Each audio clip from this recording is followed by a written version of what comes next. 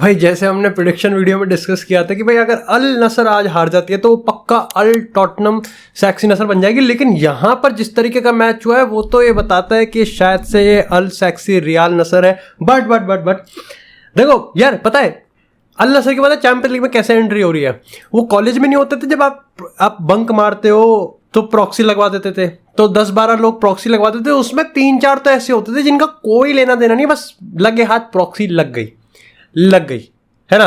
या फिर मतलब कई आपको ट्रिप पे ले जा रहे हैं लेकिन बस क्योंकि सीट भरनी है तो आप जा रहे हो, या फिर आप ये मान के चल सकते हो कि आपकी फैमिली में, आपकी मेरी हमारी फैमिली में तुम हो गए मैं हो गया, हमारी इज्जत नहीं है, बस क्योंकि हम वहां हैं तो शायद से हमको इज्जत मिल रही है। ऐसी अल नसर का भी सेम है, कोई प्लान नहीं है इनका चैंपियन लीग में जाने का, वो तो अल इत्तेहाद और अल हिलाल जा रहे हैं और एक सीट खाली है चैंपियन लीग में सऊदी के लिए तो जा रहे हैं। क्योंकि फुटबॉल तो अगर मैं बताऊं तो उत्तर प्रदेश के गाजियाबाद जिले की गाय की टट्टी की तरह यहां पर अल नसर की परफॉर्मेंस है, इसमें कोई दोहराई नहीं है कि ये बेकार खेले। लेकिन सही बात बताऊं तो लुइस कास्ट्रो को अपनी टैक्टिक्स को भाई बहुत छानना पड़ेगा, बहुत रिफाइन करना पड़ेगा। सब रॉ है, सब खराब है। मतलब आई थिंक क्या ज्यादा डिसअपॉइंटिंग होना चाहिए ये कि ये अल नसर की टीम स्ट्रगल कर पा रही है, या फिर ये कि एक्चुअली में इतने सारे यूरोपियन प्लेयर होने के बाद भी अल नसर इतना खराब खेल रही है। कैसे भाई, कैसे? अगर मैं क्रिस्टियानो रोनाल्डो की बात करूं, अगर मैं यहाँ पर तलिस्का की बात करूं, अगर मैं माने की बात करूं, मैं ब्रोजोविच की बात करूं, मैं यहाँ पर फफाना तो खैर नहीं था आज, अगर मैं इन तमाम प्लेयर्स की बात करूं, आप इतने बढ़िया यूरोपियन प्लेयर्स को like you are creating a European super team जहां पर आपके पास आधे से ज्यादा वो प्लेयर्स हैं जो कि चैंपियंस लीग यूरोपियन को कॉन्कर करके आ रखे हैं, तो आप यहां पर कैसे उनको रिफाइन नहीं कर पा रहे, मेरे को समझ में नहीं आ रहा। मैं यहां पर ये नहीं कह रहा कि लुइस कैस्ट्रो को सैक ही हो जाना चाहिए था। हाँ, अगर हार जाते और चैंपियंस लीग से बाहर हो जाते तो बिल्कुल यहां पर सैक हो जाना चाहिए था, बट क्योंकि ये एक ऐसा कॉम्पिटिशन है जहां पर हम एंटर कर रहे हैं, ये हम सेमीफाइनल फाइनल की बात नहीं कर रहे, हम एंटर की बात कर रहे हैं, और अभी हमें अपना ग्रुप नहीं पता। अभी ये पूरा का पूरा अगले 8-9 महीने का, और हर मैनेजर के पास एक मौका होता है कि यहां पर 8-9 महीने में वो कुछ ऐसा कर दिखाए कि वो मेरा हो जाए, मेरा मतलब है कि कुछ अच्छा प्रोडक्टिव करके दिखाए। बट प्रॉब्लम यह है कि this is not a long term solution. मतलब आप अल नसर को देखोगे, आप खुशी मना सकते हो कि अल नसर चैंपियन लीग में आ गई है, बट आप ये नहीं कह सकते कि अल नसर चैंपियन लीग में कुछ उखाड़ पाएगी। क्योंकि सही बात बताऊं तो उखाड़ तो ये सनी पाजी का हैंडपंप भी नहीं सकती। कायदे से मैं सारे बात बता दूं यहां पर, तो देखो क्रॉसेस की बात करते हैं। Crosses just for the sake crosses डल रहे हैं, बस क्रॉसेस डालने हैं, कोई टारगेट दे रखा होगा यहां पर, तो है कि अगर आप 50 क्रॉस डाल दोगे तो हम ओला सेडान कर लेंगे, नहीं डालोगे तो ओला मिनी सबको इंडिगा में भर के ले जाना पड़ेगा। लेकिन उसके अलावा मेरे को लग नहीं रहा कि कोई क्वालिटी है उसमें। तलिस्का का गेम अच्छा आया, दोनों तलिस्का के गोल हेडर आए, तो आप समझ सकते हो कि यहां पर लुइस कैस्ट्रो की फिलॉसफी ये है कि have Talisca in the penalty box, cross डालो, हेडर आएंगे, विल विन। मे बी ये अच्छी स्ट्रैटेजी, लेकिन मेरे को एक स्ट्रैटेजी समझ में नहीं आती कि if you have really had specialist player in your team, अगर आपके पास क्रिस्टियानो रोनाल्डो भी है, अगर आपके पास यहां पर तलिस्का भी है, और अब आपके पास यहां पर ओतावियो भी आ जाएगा, माने भी आ जाएगा, तो आपके पास क्वालिटी क्रॉसेस भी आ जाएंगे, तो मेक श्योर करो कि भैया Cristiano Ronaldo remains in the penalty box.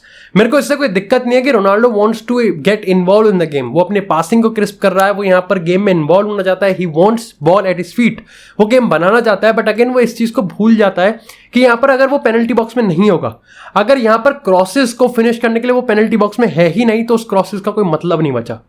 And I think ये चीज एक सीक्वेंस से होगा कि यहां पर जो चीज क्रिस्टियानो रोनाल्डो कर रहा है उस चीज को कोई और करे एंड रोनाल्डो को उस रोल से फ्री अप किया जाए।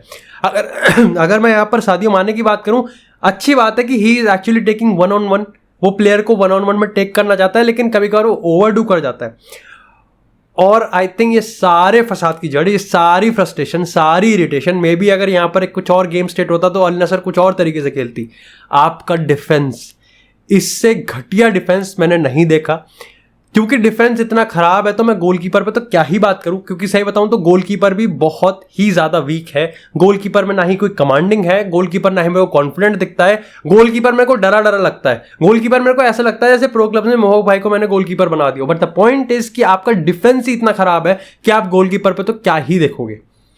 तो यहां पर आयोमिक लपोर्ट को हम साइन करेंगे, वो कितना इंप्रूव करेगा आई डोंट नो, लेकिन डिफेंसिव स्ट्रक्चर आपका बहुत ज्यादा खराब है। आपको एक सामने वाली टीम यहां पर पेल के जा रही है, आपके उसके पास यूरोपियन सुपर पावर प्लेयर नहीं है, आपके पास है, बट फिर भी वो पेल रही है आपको। अब मैं ये नहीं कह रहा कि यहां पर रोनाल्डो माने को क्या कहते हैं डिफेंड करना चाहिए। आई एम जस्ट सेइंग कि आपसे पहले उन्होंने आपका निक्कर उतार दिया, जबकि आपको उनका उतारना चाहिए था, बट नहीं हुआ ऐसा।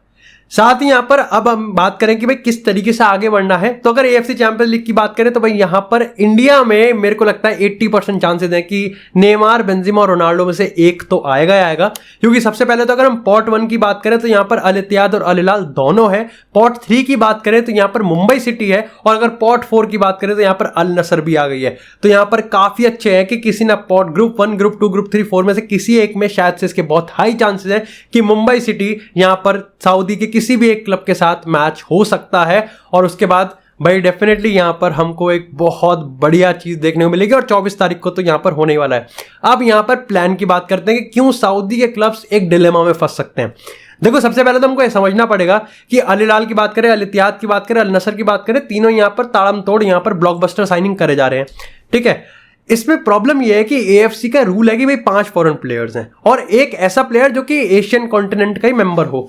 ऐसे में यहां पर अल नसर की बात करें तो यहां पर आपको पता है कि ऑलरेडी 7-8 प्लेयर हो चुके हैं, लेकिन जो 5 फॉरेन प्लेयर ये सोच के चल रहे हैं, 5 फॉरेन प्लेयर जो ये मान के चल रहे हैं, जिसको लुइस कैस्ट्रो ने अभी तक जो साइन किया है उसमें भाई यहां पर माने का नाम है, रोनाल्डो का नाम है, उसमें यहां पर फोफाना का नाम है, ब्रोजोविच का नाम है और तलिस्का का नाम है।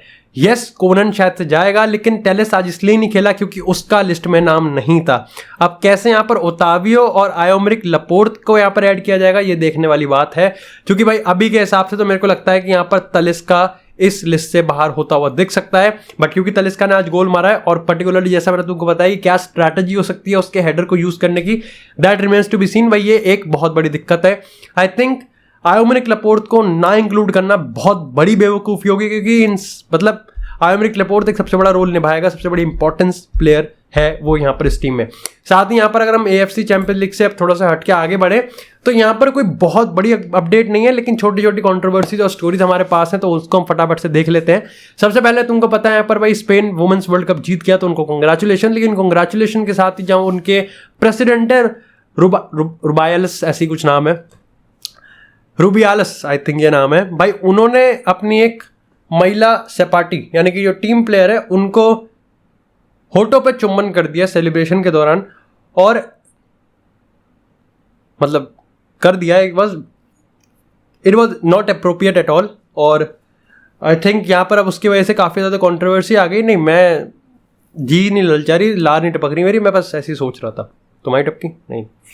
बात असल में ये है कि अब उसकी वजह से कंट्रोवर्सी बहुत खड़ी होगी। अभी जो एक्टिंग प्रेसिडेंट है स्पेन के, उन्होंने भी यहाँ पर ये कह दिया कि भाई आपके जो आपका खत आया अपॉलॉजी का, जो आपने बोला है कि भाई वो गलती से हो गया और वो हीट ऑफ द मोमेंट में हो गया, वो कोई जरूर उससे कोई फर्क नहीं पड़ता, और आपका बोलने का तरीका भी, लहजा भी बिल्कुल गलत है। ऐसे में वो कहते हैं कि भाई आप इसको मेक श्योर करें कि आप आने वाले टाइम में जो भी काम करेंगे वो और ज्यादा क्लियर करना चाहिए। अब उन्होंने प्रेसिडेंट ने डायरेक्टली ये तो नहीं कहा कि भाई आपका यहाँ पर रेजिग्नेशन चाहिए, लेकिन उन्होंने ये भी कह दिया कि ये मामला इतनी ईजिली जाएगा नहीं। साथ ही एसोसिएशन के अंडर अब भी किसी को ये नहीं पता कि ये रिजाइन करेगा नहीं करेगा। हाउएवर क्लोज सोर्सेज कह रहे हैं कि वो रिजाइन नहीं करेगा, लेकिन यहाँ पर सपोर्ट ज्यादा है नहीं। जो लेटेस्ट अपडेट है वो ये है कि भाई हरमोसो और जो रुबियालस है ये साथ में एक वीडियो बनाएंगे जिसमें दोनों इसको एक्सप्लेन करेंगे कि भाई जो भी हुआ था वो हीट ऑफ द मोमेंट में हुआ था, और दोनों को इस पे कोई आपत्ति नहीं है, बट स्टिल जिसको भी हर्ट हुआ होगा इंटेंशन को, वही वुमेन इक्वालिटी वगैरह और किस तरीके से अप्रोप्रिएट बिहेवियर नहीं था यहाँ पर, तो उनको अपोलोजाइज करते हैं। इसमें वो स्पेनिश प्लेयर की मंजूरी है या नहीं है ये पता नहीं, पर अभी तक तो शायद से नहीं है। इसी के साथ अगर मैनचेस्टर यूनाइटेड से बात करें तो भाई यहाँ पर मेसन माउंट इंजर्ड हो चुके हैं, और इंजरी की बात करें तो यहाँ पर पेप गार्डियोला की भाई एक बैक सर्जरी है, बहुत ज़्यादा उन्होंने फुटबॉल को ढो लिया है अपने कंधों पे, तो उनको थोड़ा सा दिक्कत है। ऐसे में यहाँ पर अगले इंटरनेशनल ब्रेक तक वो यहाँ पर दोनों गायब होने वाले हैं और उसके बाद ही वापसी होगी, विच अगेन प्रॉम्प्ट्स की भाई कि यहाँ पर मैनचेस्टर यूनाइटेड क्या फास्ट फॉरवर्ड करेगी ग्रेवनबर्ग की डील पे, जिसपे लिवरपूल भी काफी मोमेंटम गेन कर रही है। रियल मैड्रिड की बात करें तो भाई अगला गेम जो सेल्टा विगो के अगेंस्ट है वहां पर केपा स्टार्ट करेगा, लेकिन आज यहां पर स्पोर्ट की एक अपडेट आई है कि भैया फ्लोरियन विर्ट्ज एक ऐसा प्लेयर है जहां पर 2024 में रियल मैड्रिड, बार्सिलोना और मैनचेस्टर सिटी एक 3 हॉर्स रेस कर सकते हैं। अब फ्लोरियन विर्ट्ज एक अटैकिंग मिडफील्डर है, पर्टिकुलरली यहाँ पर रियल मैड्रिड की चांसेस इसलिए बढ़ जाते हैं क्योंकि शायद से वो जाबी अलोंसो को लेके आ सकते हैं एज अ मैनेजर, और तुमको पता है मैनेजर अपने फॉर्मर प्लेयर्स के साथ रिग्यूनाइट करने में काफी इंटरेस्टेड रहते हैं, क्योंकि यहाँ पर मॉड्रिच और क्रूस भी यहाँ पर आगे बढ़ रहे हैं, रिटायर हो सकते हैं, हो ही जाएंगे, तो यहाँ पर इसके चांसेस बढ़ जाते हैं। हाउएवर 100 मिलियन का प्राइस टैग है। बेलिंगम हमारे पास ऑलरेडी अटैकिंग मिडफील्ड में काम कर रहा है, मिडफील्ड की क्वालिटी हमारे पास ऑलरेडी स्टैक्ड है, तो मेरे को लगता है ये डील नहीं होगी। Barcelona on the other hand might face economic uncertainty again, तो मैनचेस्टर सिटी के चांसेस वहां पर बढ़ जाते हैं, कंसिडरिंग द फैक्ट कि वहां पर केविन डेब्रोइन का भी टाइम अब थोड़ा थोड़ा मतलब 33-34 की तरफ हो जाएंगे अब आने वाले सालों में, और साथ ही गुंडोगन को भी रिप्लेस उन्होंने अभी तक नहीं किया है। Lucas Paqueta deal is of.